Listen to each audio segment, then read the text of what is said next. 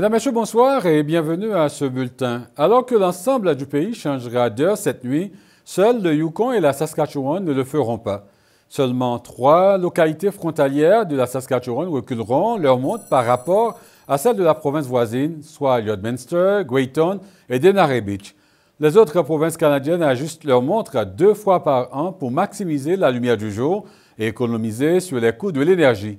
En 2011, un sondage d'opinion commandé par le gouvernement de la Saskatchewan a révélé que 66% des habitants de la province ne voulaient pas de l'heure avancée. La Saskatchewan affrontait l'équipe Manitoba de Matt Dunstan cet après-midi à l'occasion des éliminatoires du championnat national de curling masculin. Et les détails avec Noémie Rondeau. La Saskatchewan poursuit son parcours en éliminatoire au Brier 2024 à Regina. Cet après-midi, elle a défait l'équipe du Manitoba de Matt Dunstan par la marque de 6-5. Match qui s'est joué vraiment jusqu'à la dernière pierre qui appartenait à la Saskatchewan. Donc là-dessus, on écoute les capitaines des deux équipes, donc Mike McEwen, ainsi que le capitaine du Manitoba, Matt Dunstan, qui était évidemment très déçu et émotif suite à la défaite de son équipe.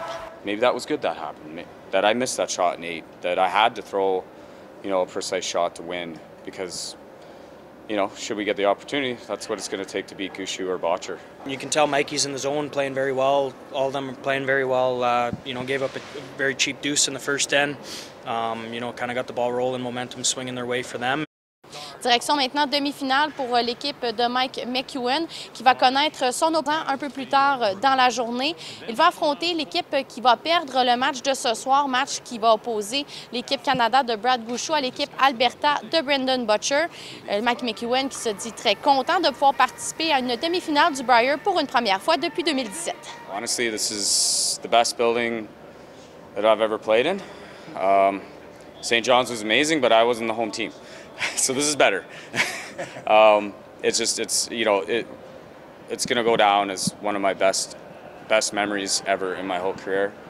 En terminant, Curling Canada a dévoilé les nominations sur les équipes d'étoiles pour ce Brier 2024. Mike McEwen qui figure parmi les autres joueurs sur la première équipe d'étoiles.